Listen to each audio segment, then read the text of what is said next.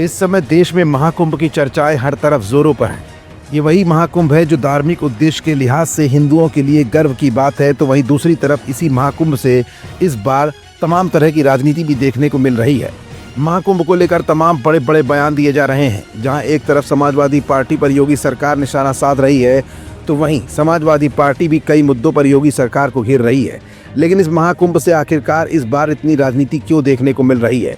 आखिर क्यों विपक्षी दल योगी सरकार पर लगातार उंगलियां उठा रहे हैं और क्यों योगी सरकार अखिलेश को निशाने पर ले रही है? भाजपा ने मिल्कीपुर विधानसभा उपचुनाव से क्यों पासवान समाज को ही चुना और क्या है मिल्कीपुर विधानसभा उपचुनाव का महाकुंभ से दिए गए बयानों का सीधा कनेक्शन? ये कुछ ऐसे सवाल है जिनका जवाब अपनी आज की इस रिपोर्ट में हम आपको दिखाएंगे भी और बताएंगे भी। दरअसल इस बार महाकुंभ इसलिए भी खास है क्योंकि महाकुंभ से उठे तमाम बयानों का सीधा कनेक्शन है मिल्कीपुर विधानसभा उपचुनाव से। विधानसभा उपचुनाव सिर पर है, 5 फरवरी को चुनाव होना है और ऐसे में बयानों की राजनीति तेज न हो यह भला कैसा हो सकता है?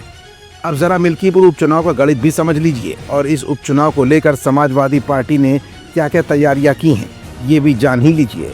मिल्कीपुर उपचुनाव के लिए सपा ने स्टार प्रचारकों की सूची जो जारी की है, यहाँ पर सपा मुखिया अखिलेश यादव समेत 40 महारथी मैदान संभाल रहे हैं। सपा प्रत्याशी अजीत प्रसाद के लिए वोट और जनसमर्थन मांगेंगे।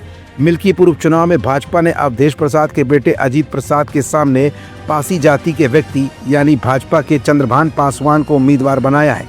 यह अवधेश के खिलाफ कोई पहला प्रयोग नहीं है।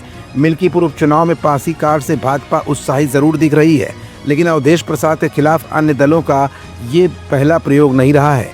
वर्ष 1985 से सोहावल और मिल्कीपुर में हुए विधानसभा चुनाव में 8 बार भाजपा और अन्य विपक्षी दलों ने अवधेश प्रसाद के खिलाफ पासी फैक्टर ही अपनाया, लेकिन सफलता नहीं मिली।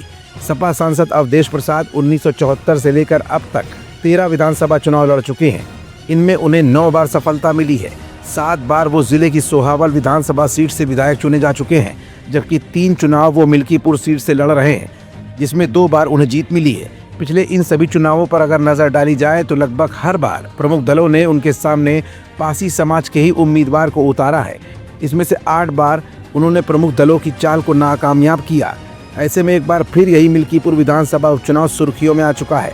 पासवान समाज भाजपा के टारगेट पर है और सपा के टारगेट पर अवधेश प्रसाद का पुराना रिकॉर्ड सामने आया है। अब देखना यह है कि आरोपों और प्रत्यारोपों के बीच मिल्कीपुर विधानसभा उपचुनाव में जीत का ताज किसके सिर पर सजता है? यहाँ पर जातिवाद हावी होता है या फिर विकास कार्यों को प्रमुखता देते हुए यहाँ की जनता अवधेश प्रसाद के बेटे अजीत प्रसाद को चुनती है? फिलहाल भाजपा के तमाम मंत्रियों की फौज के बाद अब अखिलेश के 40 सिपहसालार इस चुनाव की कमान संभालते हुए नजर आएंगे। फैसला जनता के हाथ में है और इसकी इबारत 5 फरवरी को लिखी जानी है।